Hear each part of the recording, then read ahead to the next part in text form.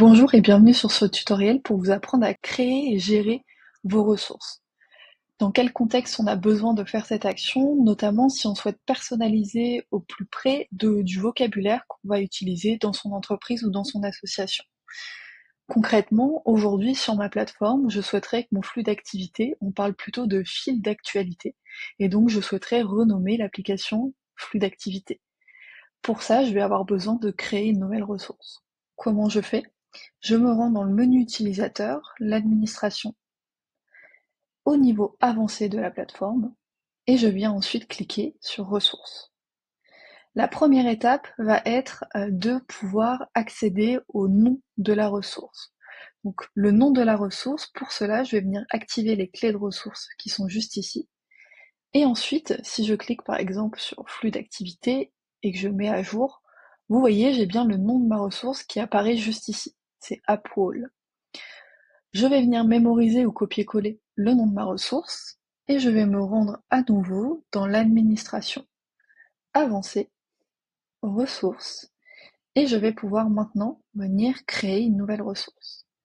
Pour ça, je viens sélectionner en quel langage je souhaite traduire cette ressource. Donc par exemple, moi c'est en français, on reste sur le français. Et vous le voyez juste ici, on le voit encore en transparence. Je viens renseigner dans le nom de ma ressource. Je viens ici renseigner le nom de la nouvelle application, enfin de l'application que je souhaite donner, donc le nom que je souhaite donner à mon application, et je viens confirmer. J'ai alors créé une nouvelle ressource. Vous allez voir, si je désactive les clés de ressources, mon flux d'activité s'est bien transformé en fil d'actualité juste ici. Si la ressource ne vous convient plus, vous pouvez aussi à tout moment venir la modifier directement ou venir la supprimer en cliquant sur la petite croix.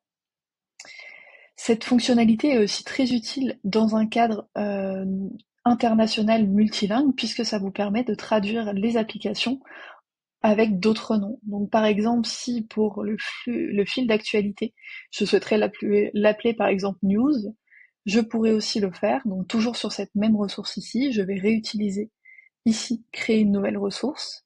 Je vais cette fois-ci sélectionner par exemple l'anglais, toujours resélectionner le nom de ma ressource technique, et ensuite renseigner, par exemple, je vous le disais, moi je vais l'appeler News, renseigner le nouveau nom.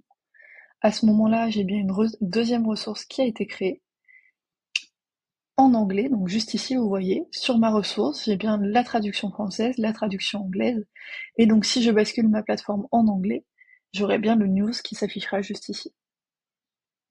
J'espère que ce tuto vous a été utile, et je vous dis à très bientôt.